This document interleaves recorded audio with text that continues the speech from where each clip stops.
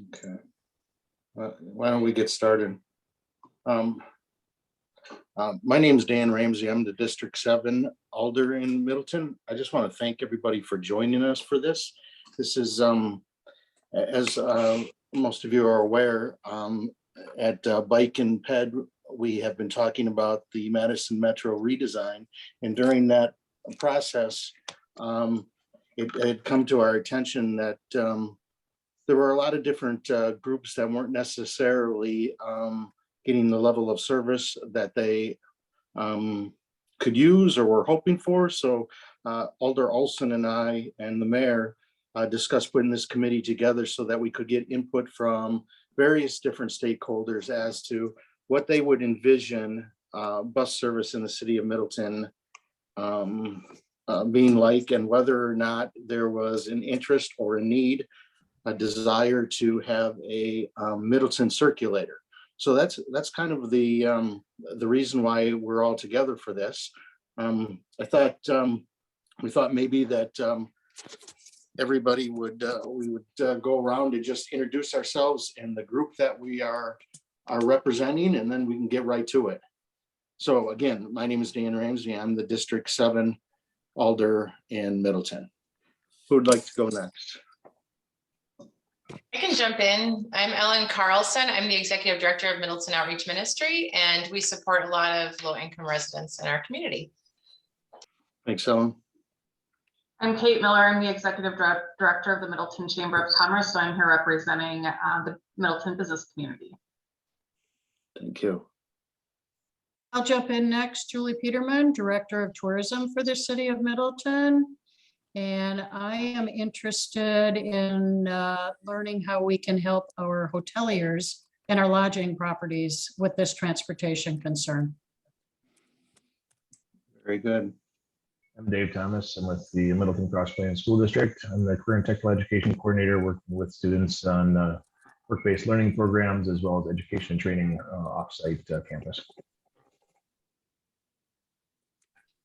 I'm Jill Schonenberger. I'm a case manager at the Middleton Senior Center. So I'm interested in hearing about different ways we could get seniors some transportation. I'm Teresa Kim. I'm a trustee on the library board, so representing the library's interests. I'm Kathy Olson. I'm District 1 alderperson, and that's the downtown area with the senior center, library, and all the offices. So thank you. And I'm Daphne. I've been emailing all of you guys. I'm the associate planner for the planning department with the city of Middleton. Well, my name is Gurdeep Rar. I'm the mayor of Middleton. So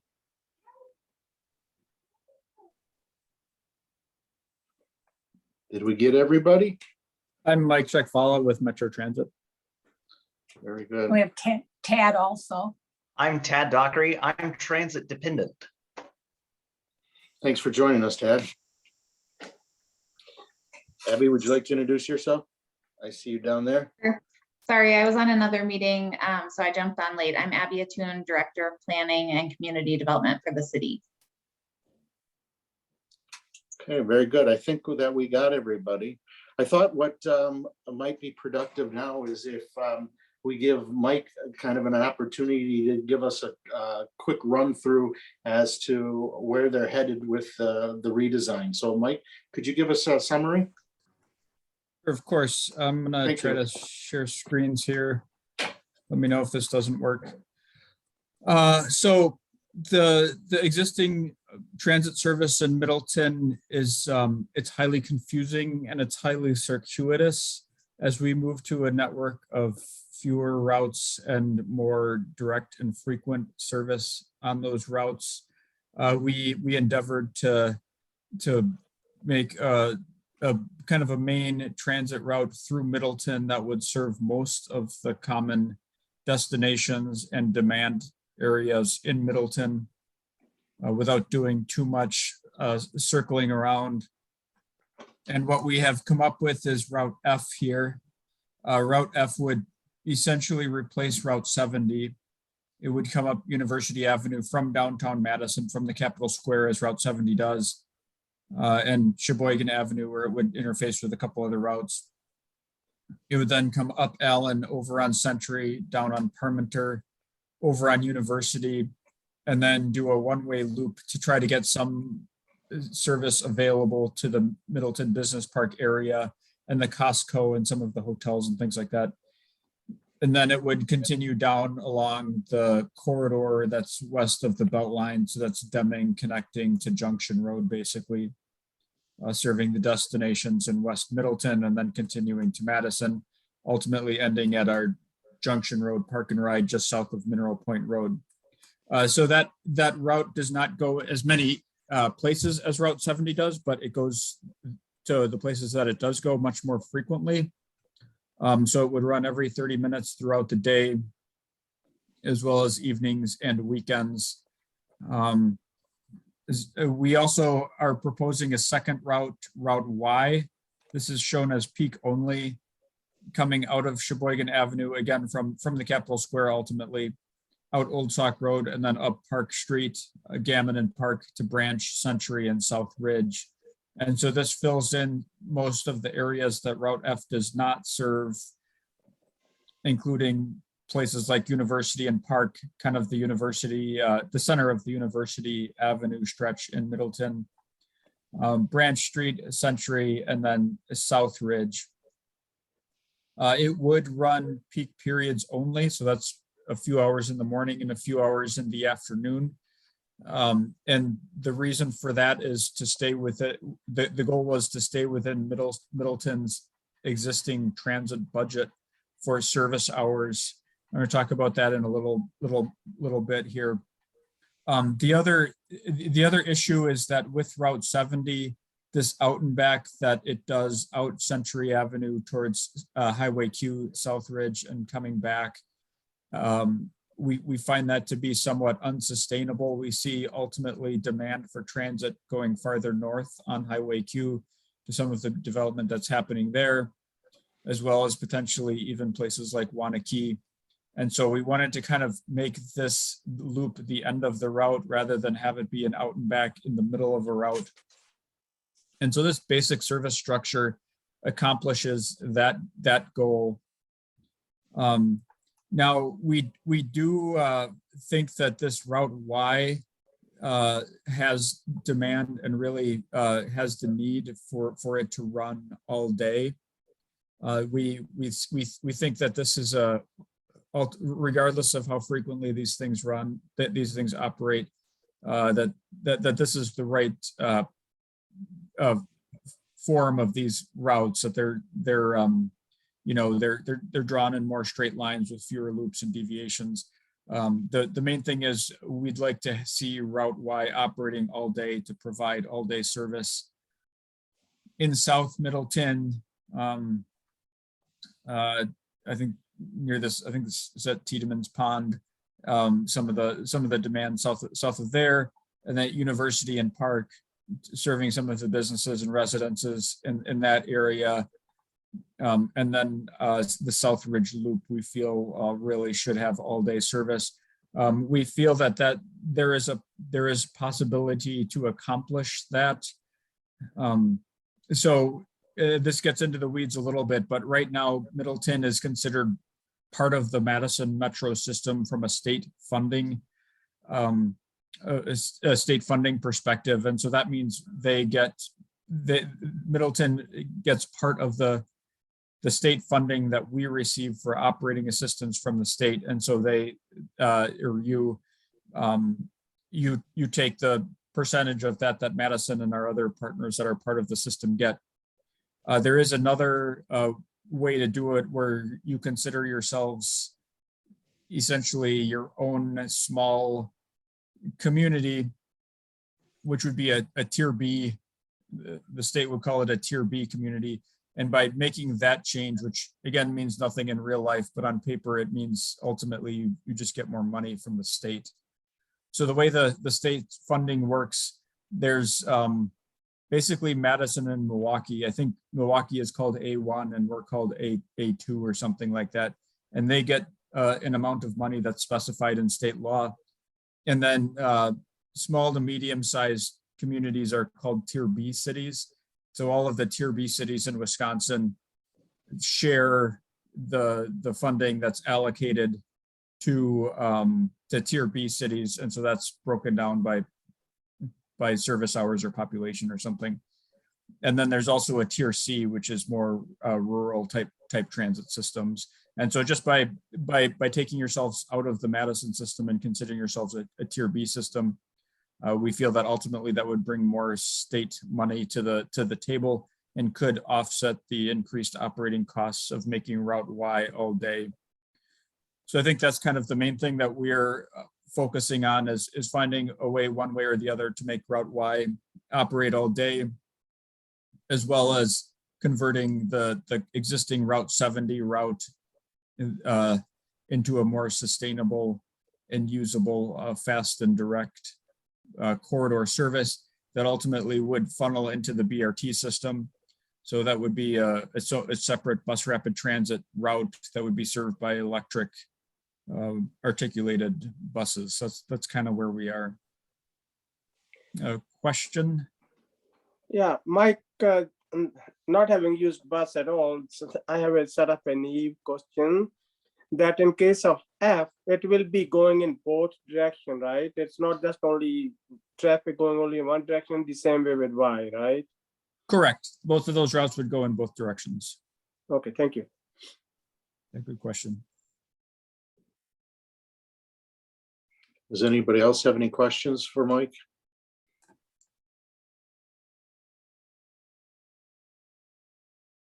So Mike, I have one quick question. So in order to get, if we went to a tier B for that Y route that goes to Southridge with the extra funding from the tier B, what kind of service would that change, potentially change that Y route to? Would that just be hourly service, or would it be every half an hour during peak times, or? We're thinking hourly baseline kind of throughout the day. I think there's merit in going to every 30 minutes rush hour. Kind of depends on the funding that's available. But yeah, the baseline would be hourly throughout the day. And what does throughout the day mean? Is it the typical like 6, 7 o'clock in the morning until 6, 7 o'clock in the evening, or? 6 a.m. to midnight generally. It is midnight, okay. Mike, you had originally, this is Mark, you had originally planned that to be 30 minutes during peak hour, but now we're looking at all day service at hourly, right? Yeah, that was 30 minutes. I think Justin Sternberg, our general manager, had done a very rough calculations and thought that if you converted to a tier B and just made Route Y every 30 minutes or every hourly throughout the day, that those would roughly pencil out. I don't know that, I haven't seen those calculations. I think that was just kind of in his head. I'm sorry. So anyway, but yeah, I think that, going to 30 minutes during rush hour where a lot of the demand is worth investigating. And that's currently your service on Old Sauk Road too, is it not? Since Y is connected to Old Sauk Road. Yeah, we're also looking at some other changes in Madison that would essentially have a bus coming out from the Capitol Square and then alternating. So it would come out every 30 minutes and it would either turn right and become the Y, or it turn left and go down to High Point Road or something. There's some different service patterns that we're toying around with. So it could, but there, yeah, it's, I think it could be more or less whatever it wants to be.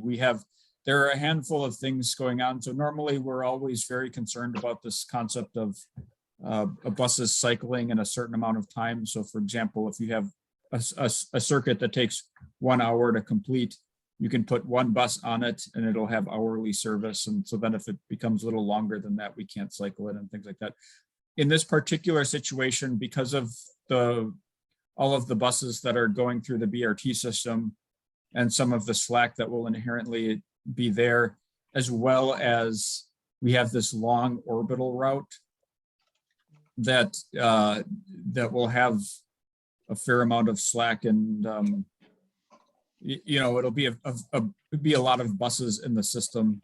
And so we're not, I feel we have some flexibility to kind of do some unconventional things. If we want hourly service, I think we can do hourly service. If we want 30-minute service, I think we can do that. Thank you. Are there any more questions? Gurdeep, did you have a question? Yeah, I have two questions actually. So number one is that, one of the big needs in Middleton is that people, if they want to do grocery shopping, if they want to go to a business for a job, that is our big issue. So would this, your proposal, especially F, take people from one part of Middleton to the other, back and forth? They will be able to do the grocery shopping, they'll be able to go to their job, and it would be a lot better than what it was before. That's one. And the second is that big part of the folks from Middleton who go for their job, they go to the campus. My wife did it for 35 years. So now the question would be that would it shorten the commute time by going there and coming back, or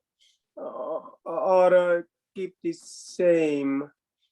So those are two questions. Thank you. Yeah, so the first question was about grocery stores. So Route F does serve the Pick and Save on Century. So anybody along the F route would have fairly convenient two-way service every 30 minutes to the Pick and Save there. And so I think they would find that considerably more convenient than Route 70 today, which operates once an hour, but also kind of spins you around in all these confusing loops. And then, so Route Y would serve the remainder of people in Middleton. That does not connect directly to the Pick and Save. It's probably a short walk away, but then it would also continue in towards Sheboygan Avenue, where you would be able to do some shopping at some of the grocery stores there. But I think probably most people would, not everybody perhaps, but I think probably most people on the Y would perhaps walk to the Pick and Save from Branch, and it's kind of hard to predict. I have a question. I'm Jill from the Middleton Senior Center. And a lot of our clients right now use paratransit. Would that be still available on these routes that you're talking about? Like, you'd still have the paratransit service. It wouldn't just be this bus service, right? Correct. Yeah, paratransit service is normally provided within 3/4 of a mile of fixed route bus service.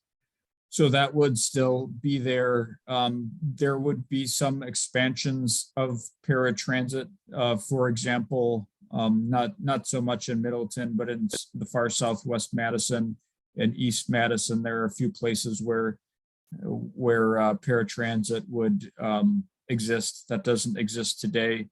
We have already made the policy decision not to contract paratransit service regardless of what happens with this plan. So for example, if the draft network is implemented as it is, there would be some areas near South Ridge, Highway Q and Century that would no longer be within 3/4 of a mile of all-day fixed route bus service. And we've already just made the policy decision not to change, not to constrict those paratransit boundaries. Okay. Thank you. Tad, you had a question? Not actually a question. I wanted to kind of, as a person who uses the bus to get pretty much everywhere, I wanted to follow up on what Mike was saying about shopping. So I actually live I live within a 5-minute walk of Pick and Save, so that's how I get there. But I know, at least potentially, other people along Century, some of my friends who live farther down Century, I know they take the bus to work, but they drive to Pick and Save, and they wouldn't have to do that with F. But for me, the more important thing is what is the kind of errands I usually put off. With 70, it is a chore to go anywhere except Pick and Save. With the F bus line, I will actually be able to get to Target downtown or target on Junction in a reasonable time frame. And that, there's lots of things that Pick and Save simply doesn't have, and that I have to arrange with my friends to give me rides in order to get, or make long detours after work to catch one bus and then another bus. And this will considerably simplify my life. I'm sorry. Yeah, thanks, Tad. The other question was about commuting to downtown UW campus area. So I think for most people, they again will see considerably better, faster, more direct service with Route F. It'll largely be a replacement of Route 72, which ran during rush hour every 30 minutes.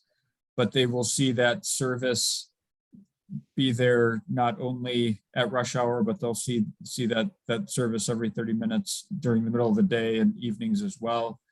If you're not traveling during rush hour, as people's plans often do change, and they do half days and things like that. For Route Y, yeah, I think it'll be kind of a mixed bag. There will be some people that will find going down Park Street, Gammon, and Old Sauk to be take a couple minutes longer than what you think would be the more direct route on University Avenue. On the other hand, you will have some people that will not have as much driving around as, say, mainly Route 71 did before the pandemic. So Okay. I don't think many people will find it worse.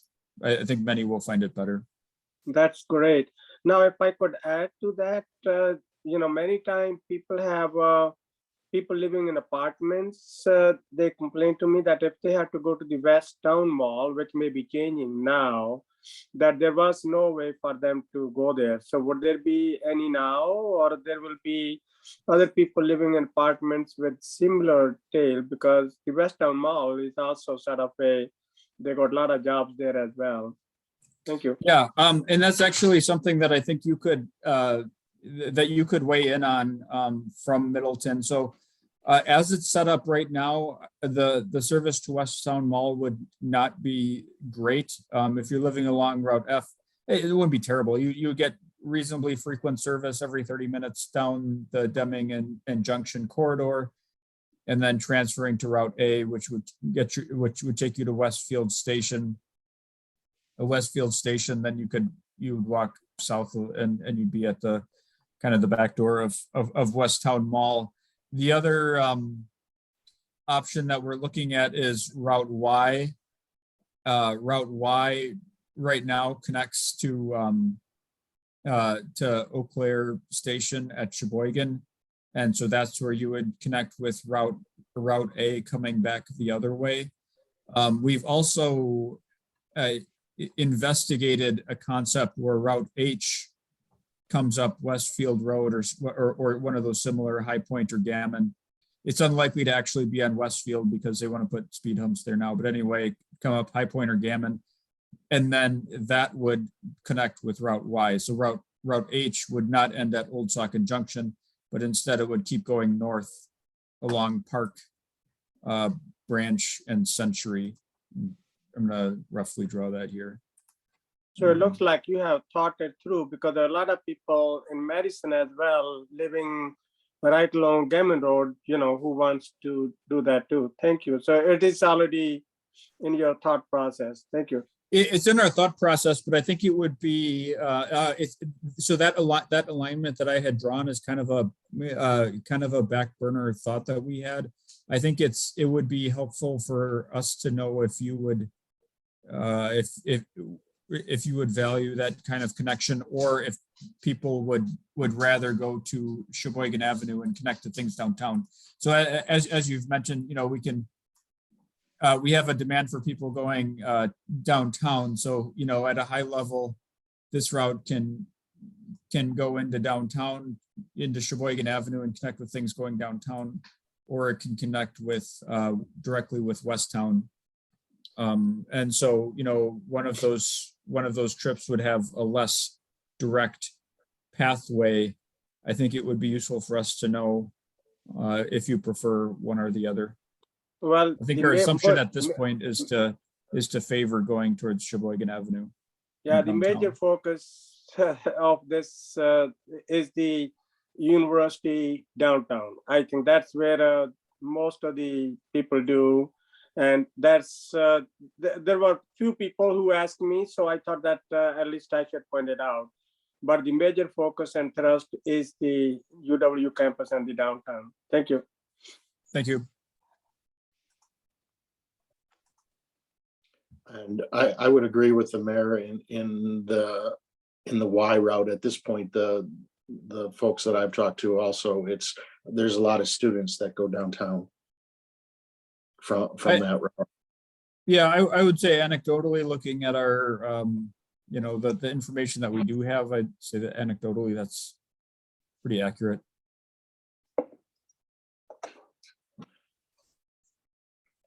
Does anybody else have any? Dave, you had a question? Yeah, just looking at a couple items, I certainly agree that giving students from the high school access to university campus is one of the needs that definitely stands out.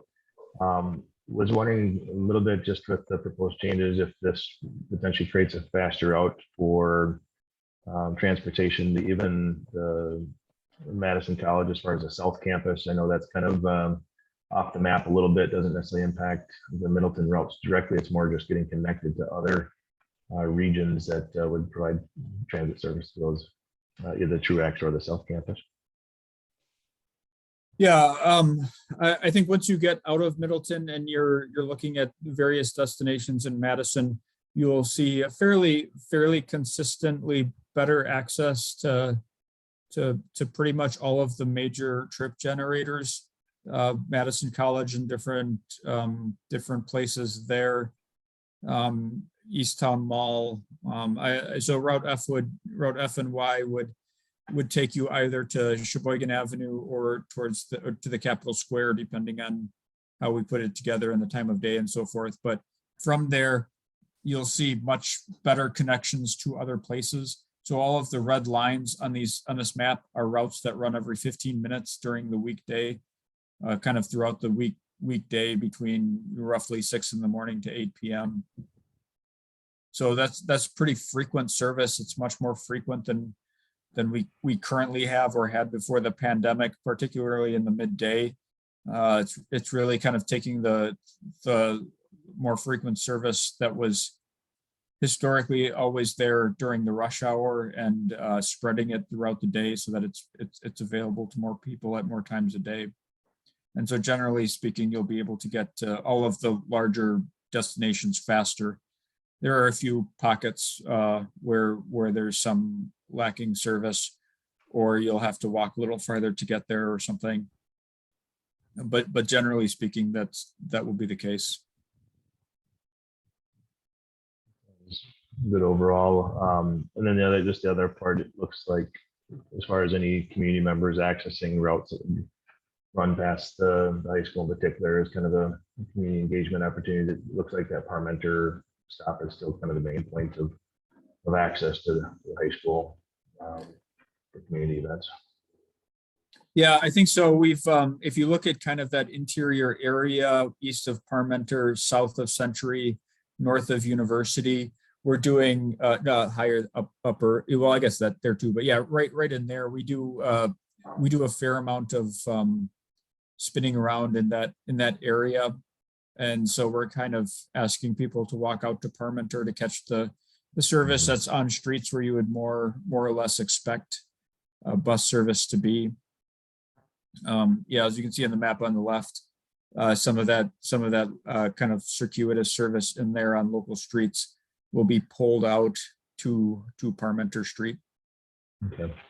Yeah, and then the only other piece was just trying to make sure that as we have students that are going out to some of the senior care facilities, just from a workforce support for whether it be dietary resident aid or CNA opportunities that a lot of those partners we're working with to try to provide transportation directly to the high school. Again, just making sure we have students to be able to fill their workforce needs. but it looks like it's gonna be in the ballpark of at least some of the more major facilities, whether that's the Jefferson's out there a little bit, but Attic Angels and other facilities that are looking for partners to Villa off the University Ave might be tucked back a little farther off the drag without a path going a little farther down University maybe. Mhm. Kate, you have a question? Yeah, I think it's kind of along the same lines as Dave. We both we have a focus on workforce. So I was looking at the map that expanded out and showed the Park Street Badger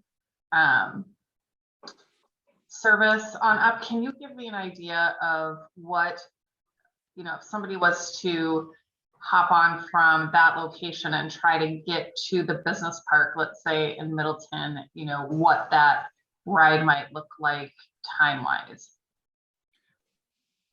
Sure.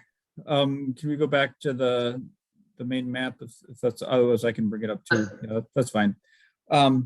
So what if you were at, say, Park and Badger in Madison, you would, and you're going to the Middleton Business Park on this map, you would likely board Route H, which starts right there at Park and Badger and goes to the west, kind of along the Beltline corridor.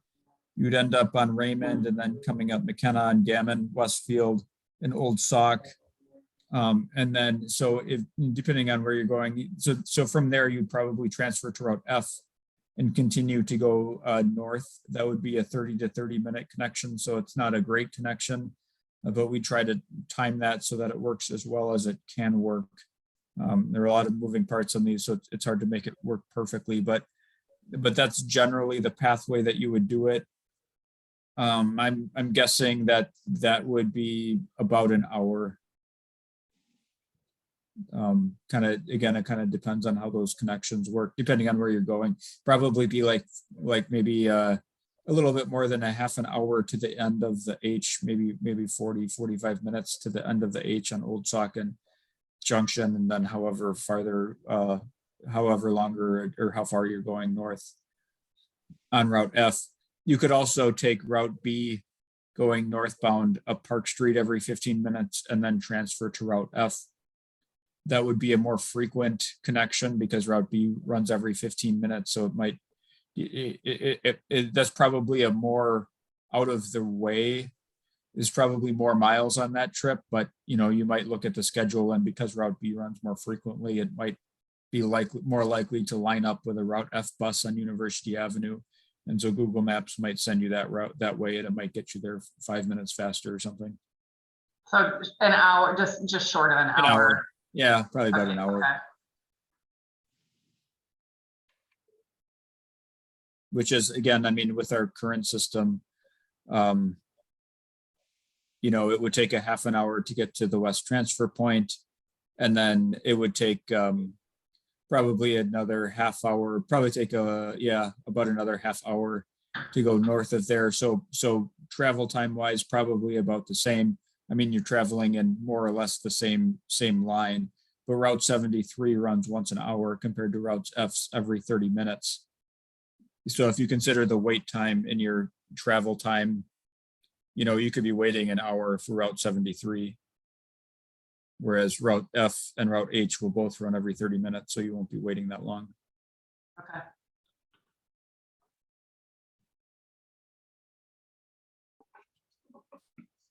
Any more questions? So Mike, in our current configuration, really the only tweak to the system will be what we do with the Y route, and whether or not that goes to all day, and then whether or not that goes to every 30 minutes during peak. That seems to be what I am understanding with what the available funding is through Tier B. Yeah, I think so. I think those are kind of the main questions. I think so far we've seen pretty good support for this configuration of routes. I think the main question has been, can you find a way to make the Y run all day? So I I think those are the main questions, yeah. So I guess I would, one of the things we've also talked about it is whether or not at some point in time, part of the reason for this ad hoc committee is to look towards the future. We think that transportation is going to become more of an issue as Middleton grows with our infill development, as more and more people decide not to drive for whatever reasons, sustainability reasons or what have you. And so many of our people really don't have, our citizens really don't have a good way to get around the city. So I think one of the questions is, and one of the reasons why we wanted to get this group together was to determine if we should start to plan in the future and look at funding sources and different ideas, whether or not it would warrant having a Middleton circulator system where we would run some kind of bus circulating system that would work in tandem with Madison Metro, where we could get folks onto those routes that ran every 30 minutes. We're here too. So I guess my question to the members we have here is if you could kind of weigh in on what you think of that and how your organization or group that you represent, if you think that would be of use, if you think that's something that we should be looking at or trying to plan for, I'd be interested. And I think that the mayor and Alder Olson would be interested in knowing some of your thoughts on that. Maybe Julie, you could start us out.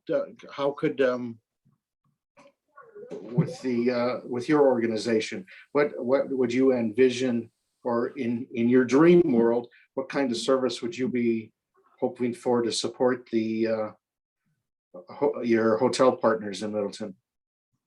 Sure, thanks, Dan. I kind of broke the properties down into areas. So I'm thinking we've got 1, 2, 3, 4, 5, 6 that are in the Greenway Station area. And then on the other side of Deming Way, we have the remainder of those properties. And then we have one downtown. So I think that the Staybridge property will probably be covered by the routes that I saw here. I think for those other outlying properties, especially the ones on the other side of Deming Way over by Spectrum, the Town Place Suites is located over there. And then not too far from that is the Holiday Inn Suites and Express.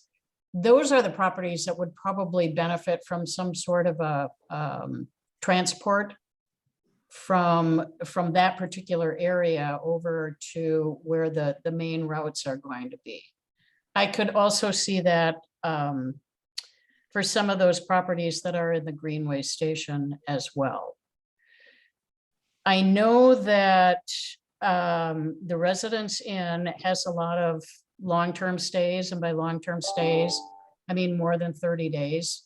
And they had been using our tourism trolley to get them to the Willie Street Co-op and out to Walgreens. Unfortunately, we had to take those 2 stops off of our route in order to be able to get the trolley to the new hotels and still keep that ride under 35 minutes.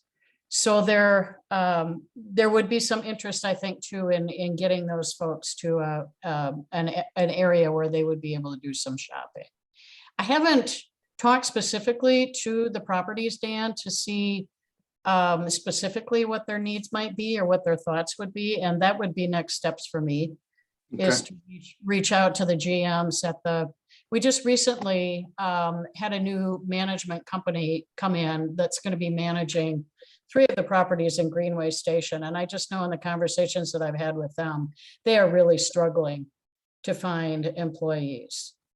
So my feeling is whatever we can do to make this accessibility issue better for them and improved for them, that's just going to allow them to operate more efficiently and attract people coming in from other parts of the region that don't have cars. So transporter would be important to us, and I think following up and doing assessment with the properties would be next steps for me. Very good, And thanks, Julie, Julie. I can say that I did reach out to a lot of the hotels.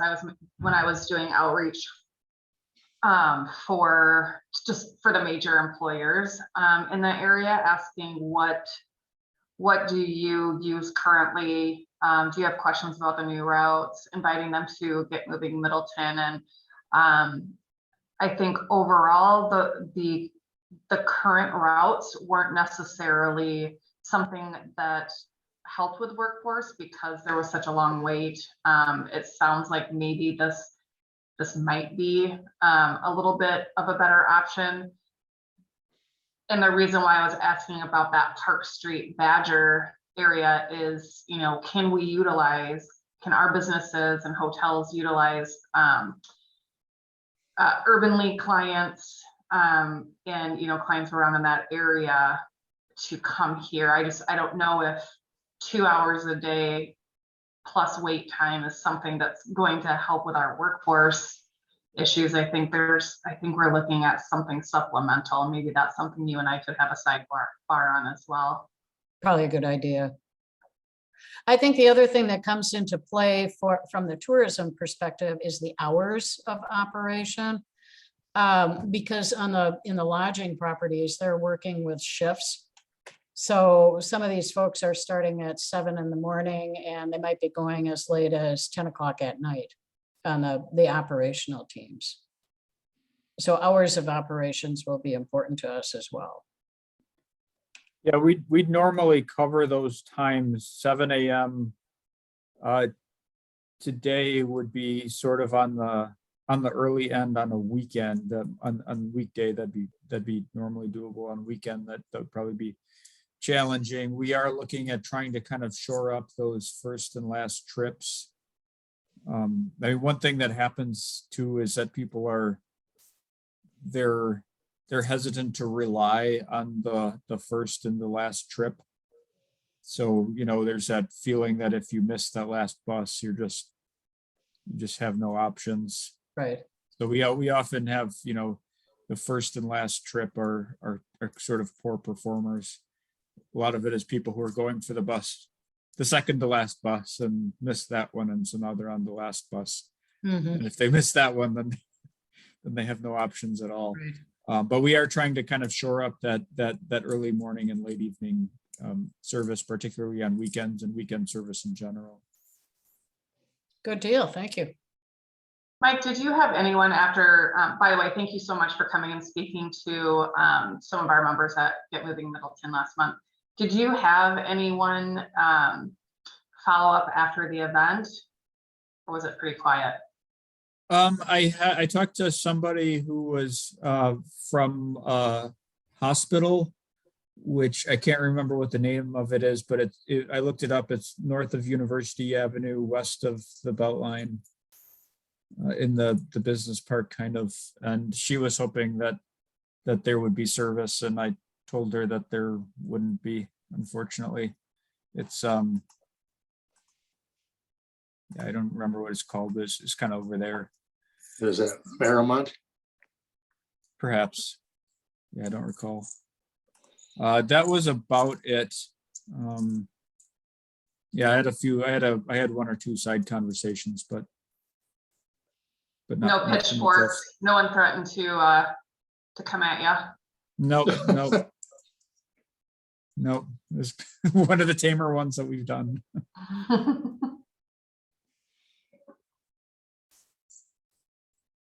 Okay, does anybody else have anything that they could share from their organization?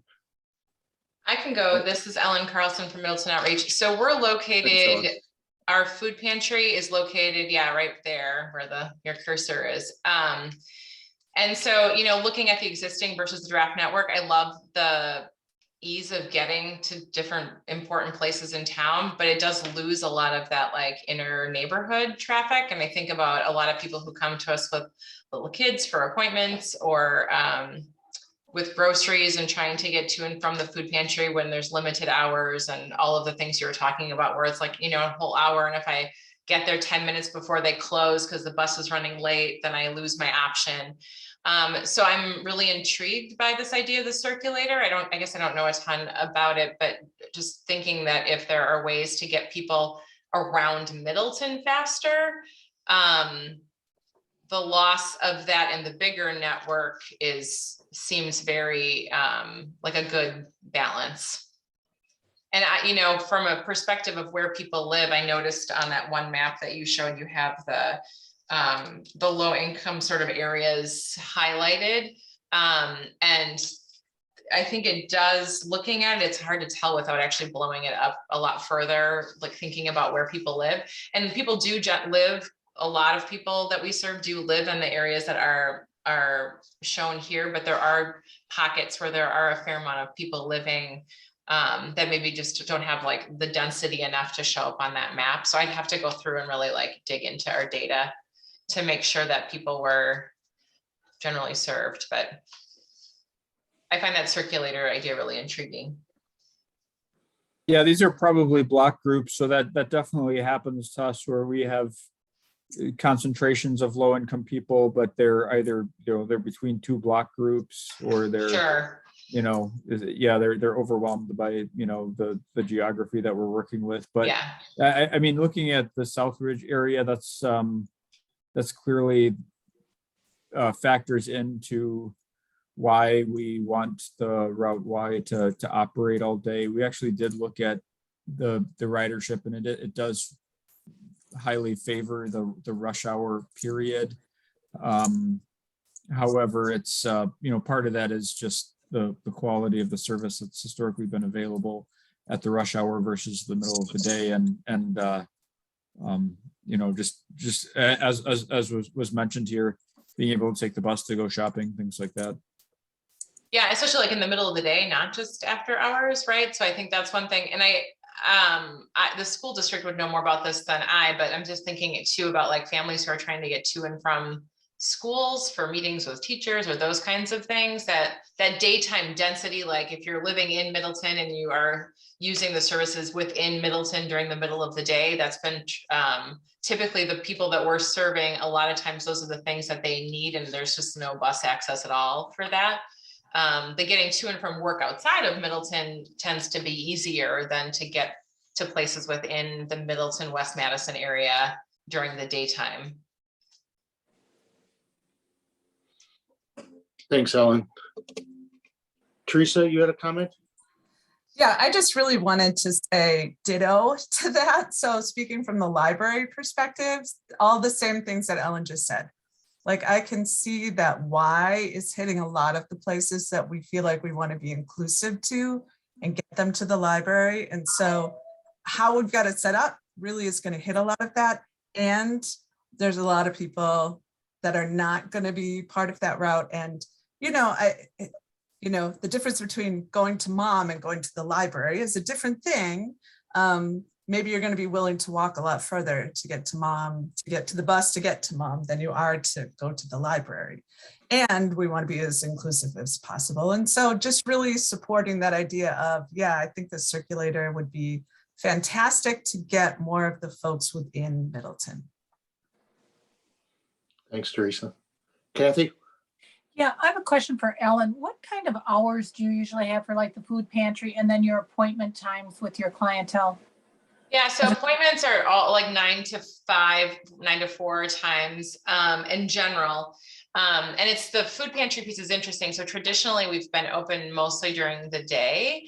That has been traditionally when most people have wanted to come. That said, everything has changed in the last 2 years, and we're working on trying to figure out. I mean, for a while we were actually considering looking at the bus schedule, right, to rearrange our times to make sure that people had that availability. It's a little like you were saying with like, you know, people don't ride the bus a lot to get to us, but is that because they wouldn't, or is it because they can't? So we're looking at some more like early evening hours on some days as we gear back up for in-person shopping. But like right now, before the pandemic, the hours were like the 10 to 3-ish chunk of time. Monday through Friday? Monday through Saturday. Monday through Saturday, okay. Monday through Friday with some different more morning hours on Saturdays, but. Thank you. Yeah. Jill? I just wanted to say some of the same things. I guess my hope or dream about this transportation would be that it could be easier for seniors to get to a bus stop. Like, I don't know how, I haven't studied it enough to know how far a lot of the bus stops are, but it is that's one of the major problems for the seniors that I work with is getting to the bus stop. So obviously then we use paratransit, but also paratransit isn't always, it would just be nice if it was like a more convenient, easier option for the seniors to use the bus and to get back and forth to the senior center, because a lot of them do want to come for activities during the day and kind of get out. And, right now we're dealing with a lot of loneliness and isolation, and it would be really nice to have more access, easier to get back and forth within Middleton to the senior center and places like right across from the library, really. So. Can I Thank ask you. how the circulator that's been suspended, how that was performing? Were people like it? Were they using it? Are you talking about seniors? As far as seniors? I guess, I'm sorry, I didn't mean to speak out of turn, but I was just, Okay. I was just asking about the, Okay. Are you speaking about, we had and Julie might be able to weigh in here, we had the trolley. tourism the trolley. tourism bus. Yeah. Yeah. Julie, could you speak to that? Well, the challenge with the trolley is the funds that are used are the revenue that's generated from paid overnight stays. So it's room tax funds. And the original initiative was designed to move visitors from the lodging properties into the shopping and dining areas of Middleton. We would have to have a conversation as a tourism commission if that project takes on a different perspective. Does that answer your question? I think so. Okay. So the only reason that it worked a little bit as a circulator right now, Julie, if I'm understanding it right, is only because you were taking folks that were long stay residents in folks because they were part of the long stay, and they were going to the Walgreens and wherever else it was. You said that you were taking them co-op. So it wasn't really working as a circulator so much as they were already part of that tourism piece. Right. My understanding of the initiative was to bring long-term stay visitors who were training at Epic out in Verona into the downtown and the Greenway Station area and provide them access to shopping and a pharmacy. We're not seeing that volume of traffic coming from Epic anymore. Part of it's due to the pandemic, part of it's due to change in trading programs. And as I said, in order to get the other two properties onto the schedule, we had to eliminate those two stops to keep it at 35 minutes. Sure. So even though residents have been able to use it, I know I wrote it on occasion where there were people that were going to the co-op and Walgreens, and residents have benefited from it, but it wasn't intended to be public transportation in that sense.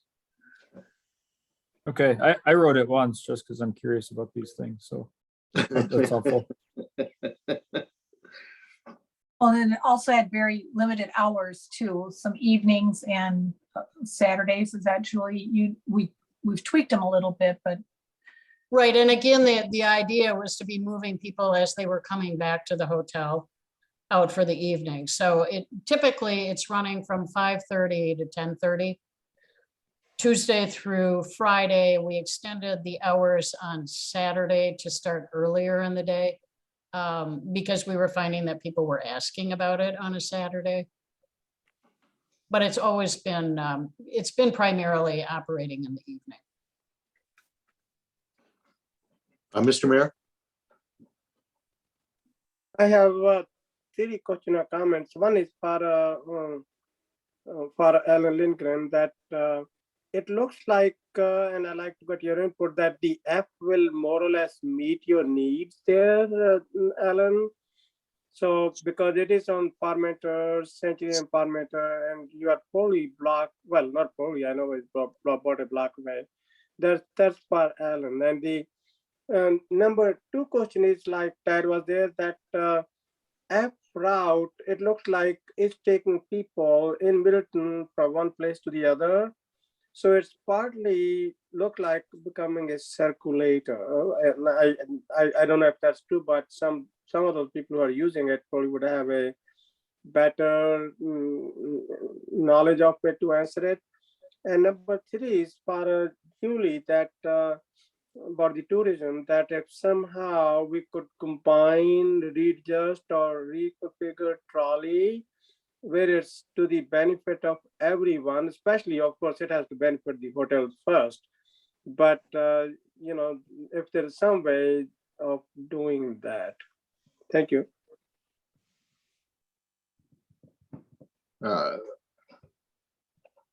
Kathy, did you have your hand up? Yes, I have a question for Mike. If you could give us idea with the new configuration, what would be, how long of a distance is it to some of the bus stops? So the furthest they would have to walk? Typically, our bus stop spacing guidelines are about every quarter mile along the route. We would. No, I meant in the, sorry. I didn't mean on the route. I meant from a, like, take the center between F and Y, and somebody who had to catch a bus between F and Y, how long of a walk would that be? Or what's the distance?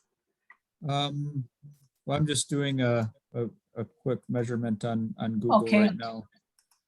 And depending at the kind of the center there is probably about a half a mile, depending on the street network and where the bus stops are and things like that. Okay.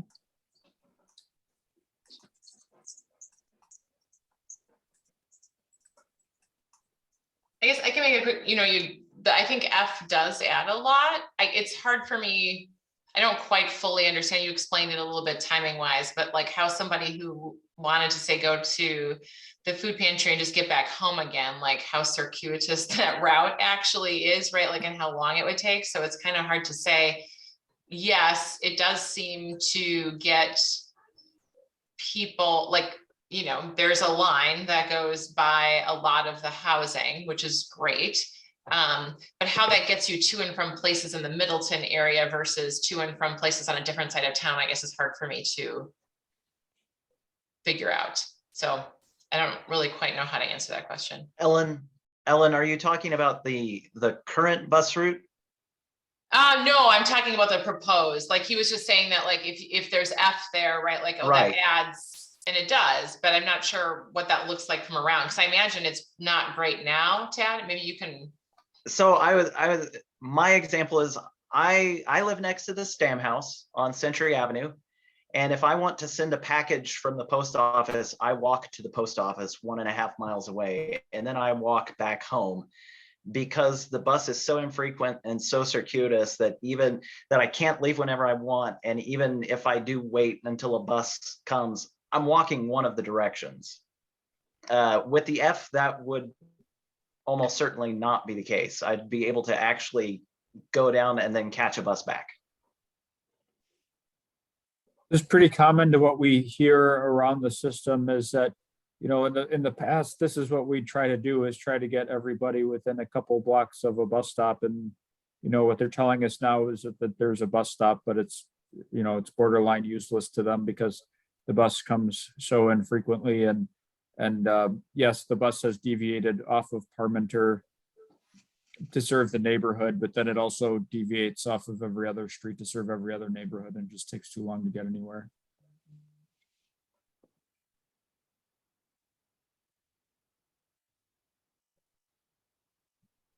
All right.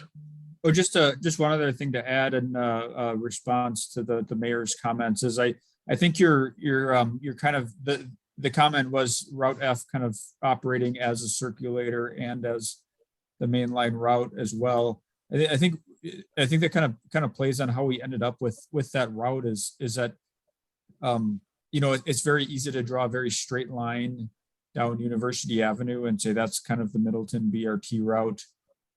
We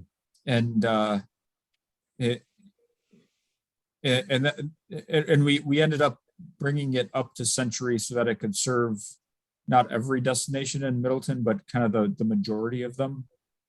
And so that's why. And so it's a deviation, but it's a deviation with a considerable amount of purpose.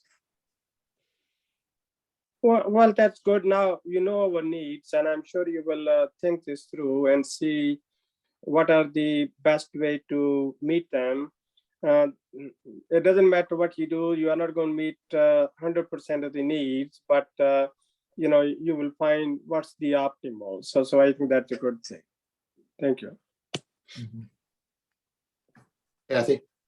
Yeah, I had a question for Kate. The business park is not included in this loop. How does that, is that something that's not that important, or would it be important to have that more transportation going to the business park? I know that their shift hours are they fluctuate, they're all ends of the spectrum here. So I don't know if you think this would be something that would be helpful.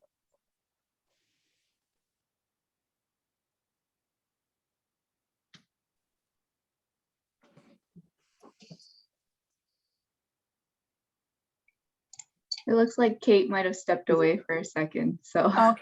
Okay. Well, it's just one concern I had, that it did cut some of the business park coverage off, so I did.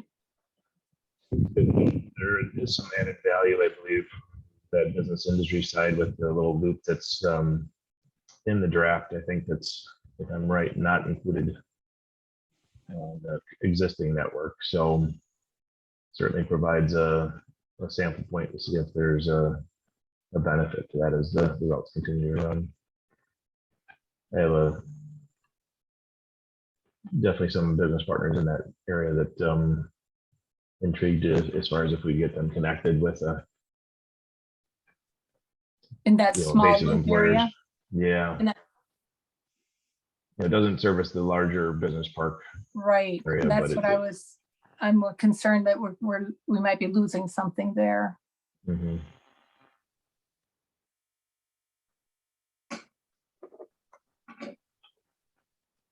Yeah, I mean, I think the trade-off here is kind of that getting that all day more frequent service on the F. Right. Yeah, and we've historically had rush hour service on Route 72 in the business park. Hasn't performed very well. I think the lack of kind of consistent all day service, as you kind of mentioned, the shift times are not all 8 in the morning and 5 p.m. and things like that. So I think that's kind of what led to that decision. Mm-hmm. Mayor Burrow? Yeah, well, I have one final question. That is that Mike and Madison, you did a very thorough needs analysis. I looked at it. Now, I don't know if you did any of that in Middleton, or if you could propose somehow that which we need to do. Like Kathy said, that you know, part of that business park may not be covered. So if you have any suggestion that you know, how could we estimate the needs, and what you have done in Madison, or if you have done any of that in Middleton as well, that would be really appreciated and wonderful. Yeah, we can do some more analysis if that's what's desired. I think most of our analysis was kind of system wide. showing the increased access throughout the system to places where you can get. And the F did perform pretty well on those metrics. Was there a specific metric that you were thinking of? Well, Kathy was, mentioning that the business park isn't really covered. That's what I heard, that somehow, I think the interest is somehow, there are over 20,000 jobs in Middleton. And as Kate Miller was saying too, that a lot of businesses, they are struggling and getting employees. So are we doing something to meet their needs? I guess I would say that I haven't taken a bus once, so I'm set up in the E in this way, but there are others who are probably much well informed. So I just like to see that city should do the best it can to meet the needs of citizens in a most cost-effective way, and that's I guess it. So thank you. Thank you. Kathy? Yeah, I just want to say, Mike, I can certainly appreciate the difficulty of doing the analysis, because if you don't have the riders, what do you do? If you had to, which comes first, chicken or egg, bus or ridership? So I really appreciate the difficulty it is to do that kind of analysis. So thank you. Yeah, and Mike, we certainly appreciate the time that you've taken. You've come and met with us several times and met with groups. So we certainly appreciate all the efforts you've put in to answer all of our questions. Lord knows we've had a lot. Yep, no problem. That's what we're here for. Yeah, appreciate it. And I think that, from a kind of a timing, I like your new routes, because I think that they get people around faster. I think the question that we're still going to have to answer is what we do for. I think the bus is very good for moving people back and forth to Madison and everything they need to do there, and some places in Middleton.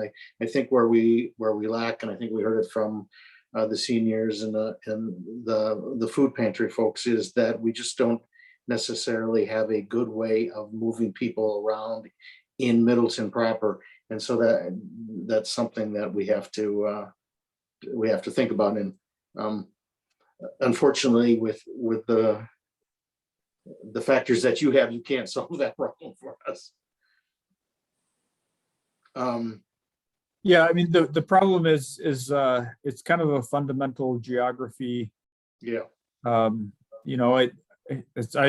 my mind, Middleton's, it's not a straight line. It's an area that has both width and depth, and so you can, if you can call it a circulator or a bus route, or it doesn't matter. You still kind of have the same fundamental geography problem of trying to connect multiple points with each other, and the larger gravitational force in downtown Madison. And so I think we're trying to kind of balance those needs and do what we can, and not end up with Route 70 essentially, which is a route that tries to do it all and kind of does nothing. Sure. I shouldn't be that hard on Route 70, but you know what I mean. Again, I'll get asked about this before we wrap things up. I am curious, I guess, just on if what kind of pushback or feedback there's been on the sections of University Ave that are not covered in those routes. And just, that's to me that glaring piece of absence there.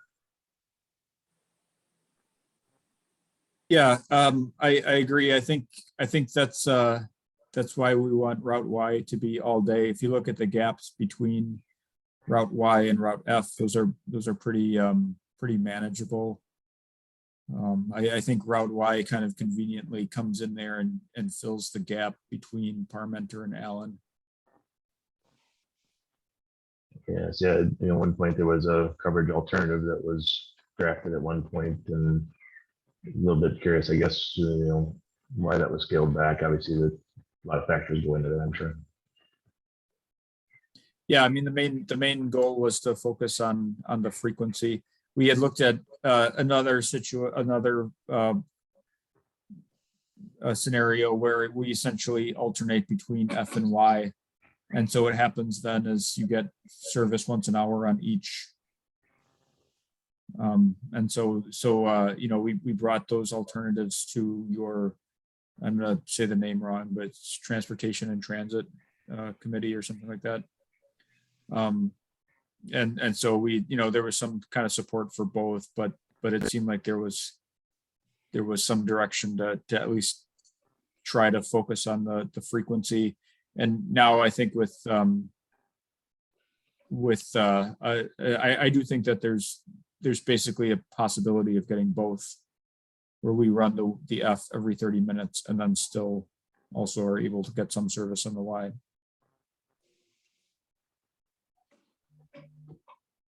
Thank you. Yeah, thank you. Is that the alternative you're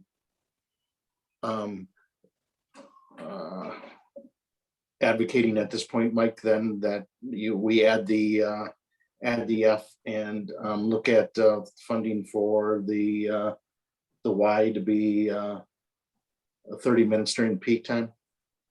That would be my recommendation, is to keep the F the way it is and just try to find a way to run the Y all day. I think that's what would work the best. I think, like I said, I think the overall structure of the routes is correct. I'm certainly in favor of that. Are we positioning ourselves as best as we can for the bus rapid transit routes? Or is this just to connect to bus rapid transit? Or is there anything Middleton can do more at this point?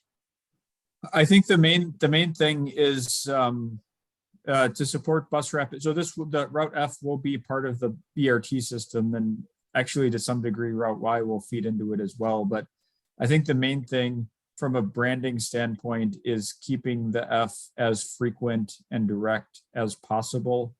So I think we'll, you know, F is kind of in a gray area where it's kind of bus rapid transit, but it's kind of not, because it'll look very much like bus rapid transit on University Avenue.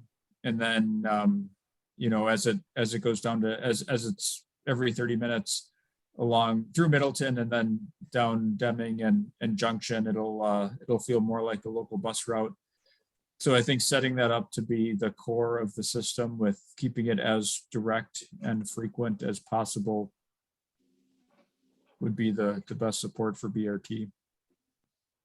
I think ultimately I could see the F being every 15 and being kind of more like a real part of the BRT system. I think we're probably a little ways away from that yet, but I think we can kind of lay the groundwork for that. I would agree with that, Mike, especially with the city's efforts to facilitate infill development along Century Avenue in the former STEM house. We have another apartment project that we'll be hearing on tomorrow night in Middleton Hills. And then Parmenter Street, of course, Ellen knows very well what's been going on Parmenter Street with all the infill housing there. So we definitely are developing transit-oriented projects along this BRT route.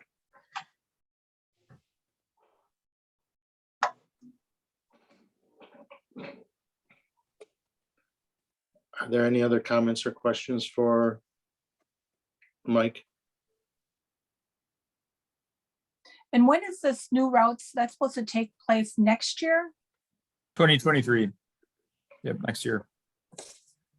Okay, Probably in June. okay. Well, I'm not sure if there's a whole lot we can do well, I know at this point with funding for a circulator, but it'd be nice to see how this works and what the ridership numbers are for sure, and how it improves transportation, so. Yeah, we're interested in that as well. I think it's going to be a very difficult assess the success or failure of anything, given the last couple of years and how everything's been kind of thrown in the blender. But you know, there certainly are some ways that we can assess, but we're certainly hoping that ridership will go up and people will be satisfied. Mike, you haven't heard anything on Regional Transit Authority, any changes that would be coming with that? Because that could sure help us a lot. No, haven't heard any movement on that. You guys know, I don't know if any of you council members here, or Mike, if you even knew this, but I had the honor of serving on the RTA when it was briefly in existence back 12 years ago, and Dick Wagner was elected chair and I was elected vice chair. And it was then disbanded by the governor, or by the legislature. How did that work? The governor or legislature? Anyway, the point is it was disbanded around the time that the high-speed rail discussion went south. Mhm. Little So bit what- history. Thank you for your service on that. Yeah, exactly. Keyboard, Mark. So what Right. did that do for Middleton then when it disbanded? How were we? I mean, were I we was making always, inroads? well, I mean, this was a statewide movement to not allow metropolitan areas like Madison to Right. be able to tax, even though the whole point was going to be, we were going to have a referendum to ask voters if they wanted to. They basically didn't want to entrust voters to vote to tax themselves. That is essentially the action they took by disbanding the RTA. They didn't want there to be a process by which people could tell the RTA that you can tax us. It was extraordinarily frustrating. In response, what we have been trying to do and what Metro is trying to do is overhaul the intergovernmental, what are those agreements? The operating agreements. What are they called, Mike? The one with the city? Yeah, I think they're called intergovernmental agreements, aren't they? Well, it's not really well, anyway, it's the agreement that we have to conduct Metro transit service. And so, that's the approach that Metro's been taking. The partner contracts. The partner contracts. Thank you. That's the word I want. So, but there isn't that taxation authority yet. And so it is definitely, definitely a problem. And there isn't the environment at the state to recreate RTAs. It's just not going to happen with Right. the current political makeup we have. Yeah, but from a sustainability point of, this would be something that everyone would want to be more engaged with. Yeah, and then there's the wheel tax as well. So that's kind of in there too. But coronavirus the last couple of years has made it all kind of impossible to tell what's new money and what's just money that's replaced other money. But we're also still struggling with the driver shortage as well.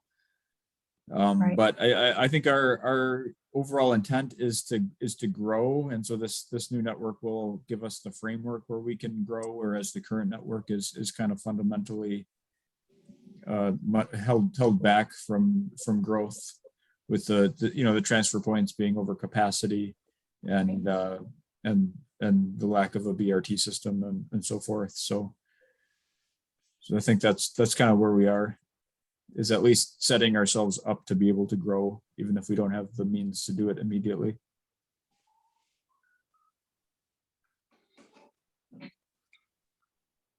Anything else? Well, at this point, I appreciate the fact that everybody came together and gave us your ideas. I think that just from my standpoint, I think that the idea of looking at a circulator, a Middleton-centric circulator, to get people around in Middleton and get people to different places on the bus line would be something to look towards in the future. Like I said earlier, that there would be a whole lot of issues at this point with funding and so on. So maybe the thing we do now is we look at going with these routes with Madison Metro, seeing how these new routes work out. And at that point, we might have a better idea of what our needs would be. But while we do that, I appreciate the comments that you've brought as to how the transportation affects your specific organizations. And I think that's the kind of information that we need moving forward, because I don't think the transportation is necessarily going to get to be easier. I think it's going to get to be more of an issue. And I think we're going to have to look at some kind of way of solving our inner Middleton transportation issue.